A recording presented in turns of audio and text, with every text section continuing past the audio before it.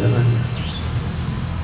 Ini tentang kesadaran hati untuk meminta ampun kepada Allah. Sadar saya salah. Punya uang kita malah jadi banyak maksiat. Nanti kalau Allah ambil gimana? Makanya mumpung sekarang punya, manfaatin. Sosial media kita, Instagram kita, WhatsApp kita, apa itu nggak akan dihisap? Dihisap. Gimana cara manfaatin? Sebar kebaikan. Jangan hina orang, jangan jatuhin orang, jangan rendahin orang. Hargai siapapun, meskipun mereka tidak menghargai kita. Ingat kebaikan orang sama kita supaya kita tahu balas budi. Ingat keburukan kita sama orang supaya kita tahu diri untuk minta maaf. Dan lupakan kebaikan kita sama orang supaya kita senantiasa ikhlas, gak butuh balasan kebaikan dari kita. Dan lupakan keburukan orang sama kita supaya kita jadi orang yang senantiasa luas, lapang hati, enak, gak banyak pikiran. Coba bayangin, ibu dengki sama seseorang. Ibu dengki, benci banget sama orang itu yang pernah ngehianatin ibu. Suatu saat ibu liburan ke Dieng misalnya. Ketika ibu liburan sama keluarga pengen bahagia, ternyata di Dieng itu ada orang yang ibu benci dan ibu gak suka. Pertanyaannya, siapa yang gak bahagia? Dia atau kita? Kenapa? Kebahagiaan kita jadi diatur sama orang. Dan relakan, lepaskan, ikhlaskan. Ada sesuatu yang gak bisa kita paksakan. Lihat Quran surat Al-Imran ayat 159. Rabbi rahmatan min Allah. Karena berkat rahmat dari Allah, kasih sayang dari Allah, maafkan siapapun yang pernah menyakiti. Doakan dia supaya kemudian Allah ampuni dosa-dosa. Kalau masih ada, bermusyawarah dalam urusan itu, bertawakal dan bertawakallah kepada Allah. Serahkan urusannya kepada Allah. Selesai. Itu aja dari pusat. Oke, ada yang mau nanya dulu? Belajar. Assalamualaikum warahmatullahi wabarakatuh. Waalaikumsalam. Kamu penyiar ya? Bukan. Oh, suara kamu bagus. Terima kasih. Sebelumnya perkenalkan. Iya bagus. Ngaji ya, ahli ngaji ya. Amin. Namanya siapa? Lia, Ustaz. Lia. Tinggal di Sumampir. Oh. Di mana? Sumampir. Sudah mampir. 5 menit dari sini. Oh, 5 menit dari sini. Bukan 5 langkah, kalau 5 langkah dangdut. Kuliah, kerja, sekolah? Baru lulus tahun kemarin, Ustaz. Lulus kuliah? Lulus. Oh, di mana? Di ITB. ITB Bandung? Iya. Itu kamu sama saya deketan di Bandung. Oh iya. Jurusan apa? Jurusan Kria, Ustaz. Kria? Hebat, pinter, seneng banget ya ITB. Bahagia gak kuliah di Bandung? Alhamdulillah. Nah, tapi gak dapat pacaran orang Bandung ya? Jangan laki-laki Bandung suka fake boy. Berarti suka ngasih harapan tanpa kepastian. Pokoknya kalau dia nanti pakai jari, kamu bacanya jangan pakai hati. Kamu kecewa. Gimana? Ya Ustaz, sebelumnya terima kasih banyak Ustaz atas ilmu dan pengalamannya. Iya. Yang Ustaz Habibur sharing di platform malam ini. Alhamdulillah. Kemudian untuk pertanyaan saya, kebetulan saya belum nikah dan jadi saya ingin bertanya Ustaz. Belum nikah. Usia berapa? 24. Emang udah siap nikah? Lagi belajar. Apa batasan siap dan dari belajar itu? Sampai kamu menguasai ilmu apa air? Kalau saya sih inginnya sebelum nikah pengen at least tahu ilmu parenting, terus ilmu. Kapan kamu mau belajar itu? Niatnya dari sekarang insya Ya, Allah. cuma 3 bulan, 6 bulan ya sih. Kalau ada hari ini yang hafiz Quran pengen melamar kamu, dia gak ganteng tapi soleh, mau gak? Soleh dan romantis. Ya, jawaban cari aman. Emang kamu cerdas berarti. Ya, terus? Jadi pertanyaan saya, bagaimana Ustadz caranya mendapatkan pasangan yang baik dengan cara yang baik tanpa memaksiati Allah? Karena di zaman sekarang bisa dibilang susah untuk percaya ya. Sama laki-laki ya, sama aku juga. Ya, dan dulu saya nggak pernah percaya sama yang namanya ta'aruf. Karena saya pikirnya tuh kayak membeli kucing dalam karung gitu. Oh, iya betul. Dan saya ingin menjalin hubungan dulu sebelum benar-benar menikah agar tahu sifat pasangannya. Meledak. Tapi alhamdulillah sekarang mindset saya udah agak berubah. Oh iya. Terutama setelah saya umroh bulan Ramadan lalu. Alhamdulillah ke Mekah ya. Iya iyalah ke Mekah ya, masa kemana? Senang nggak sama siapa umrohnya? Sama keluarga Ustaz. Oh sekeluarga. Alhamdulillah ketemu onta. Iya. Senang ya. Alhamdulillah. Jadi kayak setelah mengalami pengalaman tersebut tuh jadi kayak merasa kalau Allah tuh sayang banget ya sama mama. Jadi kayak merasa bersalah kalau berbuat dosa. Masya Allah. Dan saya mulai berpikir untuk ta'aruf, Ustaz. Alhamdulillah. Tapi untuk ta'aruf juga masih sedikit ragu karena dengan Siti pun mohon maaf bisa ditulis yang baik-baiknya saja. Sepakat. Gak ada yang aku nggak sepakat sama kamu. Dan salah satu hal yang paling saya dengar dan saya lihat dari orang-orang yang sudah menikah adalah yaitu pasangannya itu berbeda setelah menikah. Benar banget. Perlakuannya jadi ini berbeda. Korban-korbannya. Terus. Perlakuannya jadi berbeda, kasih sayangnya jadi berbeda. Seolah-olah sayangnya pas pacarannya aja. Oke. Jadi saya ingin bertanya Ustadz, kira-kira bagaimana sih cara untuk mendapatkan pasangan yang soleh, yang romantis dengan cara yang terbaik dan dicintai Allah? Siap. Terima kasih. Terima kasih banyak jazakallah. Jadi yang pertama menarik, emang ada sesuatu paradigma di anak muda itu ada trust issue kalau nikah lewat jalur ta'aruf. Jadi saya suka bilang, misalkan saya tanya, mohon maaf jangan kesinggung ya? Mohon maaf. Menurut ibu, poligami banyak yang gagal atau banyak yang berhasil? Ini ibu-ibu yang jawab aja. Kalau bapak-bapak sudah tahu jawabannya. Poligami banyak yang berhasil atau yang gagal? Kita tahunya poligami banyak yang gagal karena informasi yang kita dapatkan dan yang kita cari cuma yang gagal. Pertanyaannya, apa iya Allah bikin satu sistem aturan tapi gagal diimplementasikan? Pertanyaannya, sistemnya yang salah atau pelakunya yang bermasalah? Pelakunya yang bermasalah. Artinya, poligami banyak yang berhasil atau yang gagal? Astagfirullahaladzim. Allahu Akbar. Pasti banyak yang berhasil karena sistem aturannya dari Allah. Kalaupun ngelihat yang gagal, itu pasti yang salahnya siapa? Pelakunya. Menikahi janda tapi menjandakan istri, bermasalah kan? Kenapa nggak kita ngomong baik-baik gitu sama istri saya? Kan saya kenapa suka bilang lebih baik minta maaf daripada minta izin? Ini saya suka bilang salah juga sih.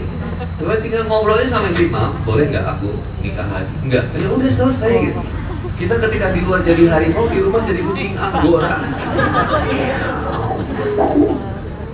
Dan ini poligami kayak gitu tadi. Akhirnya saya suka bilang, poligami itu bukan sesuatu yang mengerikan. It's fine, nggak apa-apa. Dan itu suatu syariat yang diperbolehkan. Kamu gak zina. Sekarang aku tanya ibu-ibu, pilih suami selingkuh atau suami poligami? Dua-duanya. Mohon maaf ya, jangan tersinggung. Sekali lagi jangan tersinggung. Saya cuma pengen jelasin dulu. Pilih suami selingkuh atau suami poligami? Enggak, dua-duanya. Oke, itu jawaban rata-rata wanita. Pertanyaan saya, selingkuh ajakan dari siapa? Gak usah emosi gitu ke saya bilang. Selingkuh ajakan siapa? Poligami perintah siapa? Mau perintah setan atau perintah Allah yang diikuti? Gak dua-duanya juga. Ibu mau di akhirat sama kucing di tengah-tengah. Lihat jawaban istri saya ketika saya tanya hal yang sama. Mam, poligami banyak yang sukses, banyak yang gagal. Dia bilang, alhamdulillah dia bilang banyak yang berhasil. Tapi kita banyak gak tahu nih, karena gak mungkin syariat Allah gagal. Gak mungkin syariat Allah gagal. Masa iya Allah ketika bilang jazaohum inda rabbihim jannatu adnin tajri min tahtiha al-anhar khalidina fiha abada radhiyallahu anhum wa radu'an zalika liman khasya rabbah. Atau ketika Allah menyampaikan kalimat tentang motivasi tentang surga, kemudian surganya nggak ada. Nggak mungkin. Allah itu sebaik-baiknya pemberi janji dan harapan. Demi Allah, kalau Allah udah bilang syariat, pasti bagus, pasti berhasil. Masalahnya yang bermasalah pelakunya. Sekarang aku tanya lagi sama Mam, milih suami selingkuh atau suami poligami? Dia langsung kaget karena pertanyaannya ini menjebak menurut dia. Tapi dia bilangnya gini, aku pilih suami poligami tapi aku belum siap. Langsung ibu, nah itu, ya kenapa ibu gak kepikiran tadi gitu? Karena dipilih poligami karena ini syariat dari Allah. Orang yang melaksanakannya nggak apa-apa. Kalau ada yang sudah siap dan bisa menerima, tapi yang enggak, jangan jadi benci, jangan jadi menghinakan kan gitu. Nggak apa-apa. Nggak jadi hina orang menjadi istri kedua dengan cara yang sah. Itu saya kemarin, ini demi Allah ya, kemarin malam Jumat saya ada kajian di Masjid Trans Studio Bandung setiap malam Jumat. Itu ada yang datang ke saya, seorang istri dua nih, ada cewek dua datang ke saya sama sama istri saya. Lagi kita datang ke kita, terus dia bilang gini, Ustadz, saya baru ada musibah, apa? Suami saya selingkuh, begini, dan akhirnya dia nikah lagi, dia nikah siri Ustadz. Oh, saya kaget sama istri saya, oh ya Allah, teh sabar ya. Saya kira yang sebelahnya ada temennya, terus dia bilang gini, nah ini yang diselingkuhinnya Ustadz. Aku bilang, hah? Jadi ini istri kedua? Iya Ustadz, suami kita maafin. Bukan maafin, ini gimana maksudnya? Saya bingung banget. Akhirnya dia bilang, istri pertama bilang, ya Ustadz, dulu suami saya selingkuh, ternyata akhirnya nikah siri sama dia, sama ini yang kedua itu.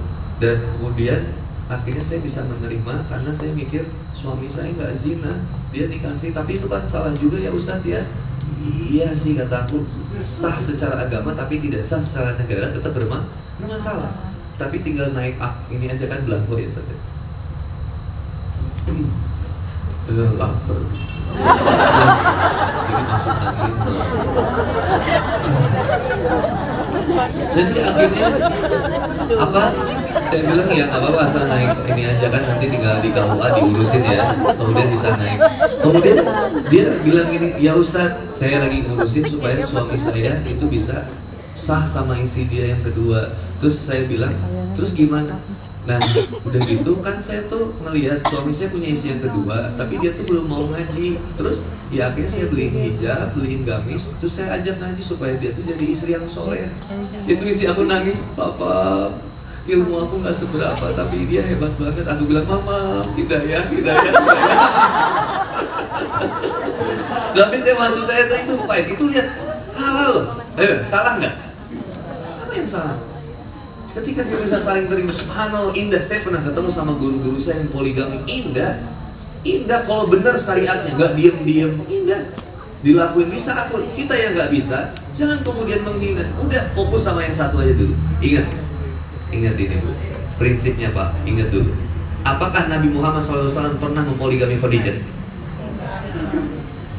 Secara tinjauan psikologis, karena istri saya psikologis, saya senang neuroscience saja.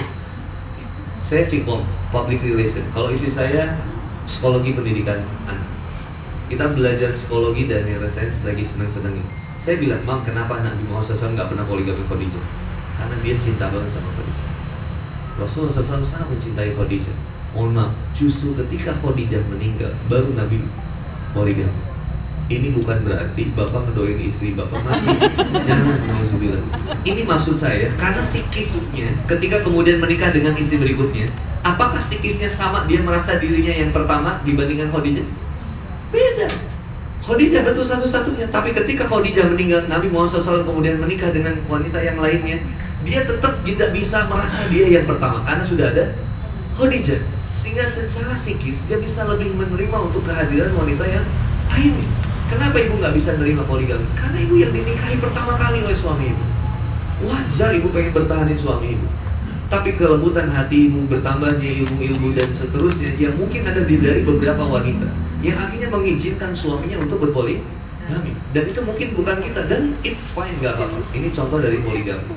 Ini trust isu kita kepada poligami yang harus diluluskan, bahwa poligami itu baik kalau dijalankan dengan baik. Mohon maaf kalau kita bertentang, tapi saya bukan yang ingin melakukan karena istri saya masih ada dan tugas saya mencintai istri saya.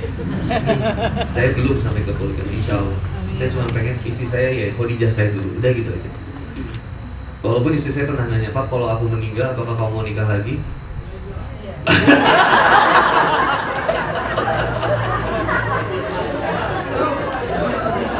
Jawaban saya tuh cuma gini. Ya, saya tuh cuma bilang gini, kamu tuh nggak usah mempertanyakan sesuatu yang kamu udah tahu jawabannya. Nah, sekarang balik ke pacaran tadi ya, ke pacaran. Sama pacaran versus ta'aruf. Ini luar biasa deh, penamaannya. Ini zaman kita itu cuma ada istilahnya apa? Backstreet, HTS mungkin, atau apa lagi? TTM. Zaman sekarang Bu, penamaannya banyak banget. Ada FYB, Friends with Benefit. Kemudian ada lagi HTS, hubungan tanpa status. Kemudian ada macam-macam istilahnya. Ada yang namanya nggak pacaran, Ustaz cuma ngejaga komitmen. Allahu Akbar, saling bangunin sahur, ngejaga tahajud. Allahu Akbar. Tapi sleep call juga. Coba bayangin yang pacaran, kamu sleep call. Yang udah nikah aja nggak pernah sleep call. Ya karena istrinya ada di sampingnya. Nah, ini penamaan pacaran itu teh dulu adalah budaya dari Melayu. Melayu tuh luar biasa. Ada Basandi Saro Basandi kita dulu. Ulamanya hebat-hebat. Lalu kemudian itu dulu seseorang itu ketika mendekati wanita itu nggak bisa deketan. Dia tetap harus datengin orang tuanya dan menyampaikan niat. Nah, kemudian ketika dilamar, ibaratnya di khitbah, itu si wanita itu ditandai pakai daun pacar. Itu sekitar beberapa bulan hilang. Ditandai pakai daun pacar. Proses menunggu dari satu titik itu sampai ke menikah itu nama proses pacaran. Tapi gak pernah ketemu. Cuman menyampaikan kamu maunya apa, tujuannya apa. Kenapa kita gak jadi ribet dalam pernikahan, dalam ta'aruf? Karena tahu tujuannya sama. Kan apalagi mau diobrolin. Kau mau ke surga? Ya sama, mau ke surga. Kau mau nyampe ridho Allah? Ya. Mau apa tujuan kamu ibadah? Quran surat Al-Baqarah ayat 207. Minana si mayasin nafsahu ibtigha'u mardatillah. Saya pengen mencapai ridho Allah. Saya juga sama. Oke, yuk. Dan kita tahu perbedaan satu sama lain itu pasti beda. Nikah bukan tentang sesuatu yang sama. Justru nikah itu dengan sesuatu yang beda. Dan amal soleh nikah itu justru dalam setiap konflik di dalamnya yang nggak terlalu kentara. Sekarang bayangin, kita kenapa bisa menganggap bahwa nikah itu akhirnya kalau ta'aruf adalah kayak beli kucing dalam karung. Iya jelas, yang pertama ada trust issue karena orang memanfaatkan proses ta'aruf tapi untuk nafsunya. Salah. Yang sama kayak kasusnya poligami, sehingga akhirnya proses ta'aruf menjadi sedikit diskreditkan seperti sesuatu yang jelek atau enggak manfaat. Sampai orang anak muda bilang, saya butuh pacaran dulu untuk mengenal dulu dan seterusnya. Saya cuma bilang data gitu. Tahu nggak data dari BKKB? 1,2 juta wanita setiap tahunnya aborsi. Yang berikutnya, more than 50% anak remaja Indonesia udah nggak perawan lagi. More than 80% Indonesia anak mudanya itu udah pernah melihat yang namanya pornografi, film-film porno. Indonesia darurat moralitas, darurat seksual. Ditambah sekarang ada undang-undang yang akan membuat anak remaja mudah akses untuk mendapatkan alat kontrasepsi. Indonesia menuju seks bebas, menuju negara sekuler kalau kayak gini. Saya pernah mengatakan kepada BP3 AKP Dinas Pemberdayaan Perempuan, Pelindungan Anak dan Keluarga Berencana di Jawa Barat, ketika mengatakan anak muda sekarang 2 juta anak muda menikah setiap tahunnya, 50%-nya cerai. Dan anak muda yang kemudian banyak yang pernikahan dini, banyak juga yang cerai dini. Kemudian menyalahkan Islam selalu mengatur boleh menikahkan anak muda ketika masih muda. Andi Boni suka ngajak orang supaya nikah muda. Akhirnya saya diajak diskusi, saya bilang gini, cek datanya, yang nikah muda dan cerai muda, ini pasangan yang kayak gimana? Cari datanya, coba cari datanya. Apa penyebabnya? More than 50% juga. Ini datanya karena adalah MBA, married by accident. Kalau gitu pemerintah berani nggak untuk mengatakan, untuk menghancurkan kemudian tadi pernikahan dini yang kemudian akhirnya jadi perceraian dini, untuk mengatakan stop pacaran, nggak boleh pacaran di Indonesia? Belum tentu berani. Kenapa nggak berani? Sedangkan kita, anak-anak kita terus dironong dengan K-drama, drakor, Hometown Cha-Cha-Cha 16 episode, Kim Sen Ho sama si Min A. Belum lagi film King of Land, Yuna, SNSD. Belum film lagi kemudian yang lainnya. Belum FTV, belum film yang semuanya memotivasi anak kita untuk senang berpacaran. Dan mindsetnya bahwa pacaran itu saling mengenal satu dengan yang lain. No, that's problem. Ada yang lain nggak? Ibunya juga nggak setuju kalau dengan Julaibi karena putrinya tercantik se-Ansor. Akhirnya putrinya keluar dari balik tirai. Menikah denganku. Putrinya keluar langsung bilang, wahai ayah, wahai ibu, pantaskah kita menolak tawaran dari Rasulullah? Atau misalkan, pantaskah kita menolak tawaran dari guru kita? Berkah ngikutin perintah dari kiai. Langsung bilang, wahai ayah ibu, nikahkan aku dengan Julaibi. Begitu nikah, mohon maaf, bayangin deh, terjelek, miskin, tapi sholat. Pas menikah datanglah seruan jihad, perang, meninggal. Baik juga Allah ya. Takutnya kalau misalkan lebih lama konfliknya jadi beda. Nanti pas marahan jadinya, tahu nggak aku udah nerima kamu. Oh gitu. Alhamdulillah nggak ada. Singkat Julebi meninggal selesai. Tahu nggak jawaban isinya apa? Apakah kamu ingin menikah? Kata isinya, biarkan aku menjaga kesendirianku agar nanti aku bisa bersama dengan Julebi di surga. Ini bingkainya makai agama, bukan makai nafsu. Ih lucu, artis Korea. Semoga masuk Islam. Allahu Akbar, Kim Jong Un.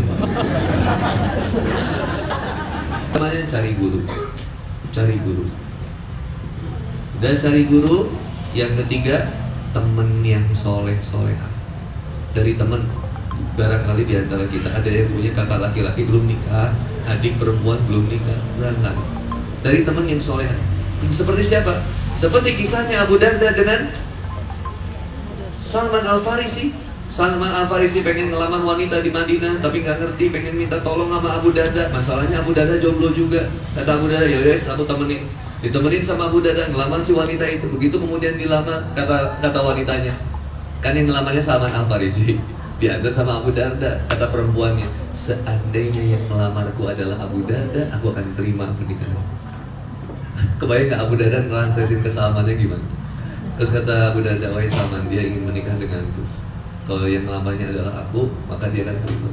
Langsung Abu Darda takbir, Allahu Akbar, aku akan menjadi saksinya. Biar maharku yang tadinya untuknya, aku persembahkan kepadamu. Menikahlah dengannya. Hatinya luas, gak jadi, gua bilang apa, lu kagak usah ikut. Hancur, ada iman, ada takwa di dalam hatinya. 1 sendok garam dimasukkan ke dalam gelas terasa asin, tapi 1 sendok garam dimasukkan ke danau lautan yang luas tidak akan terasa asin. Lapang hati, karena iman dan takwa juga baik ilmu. Dari teman yang soleha.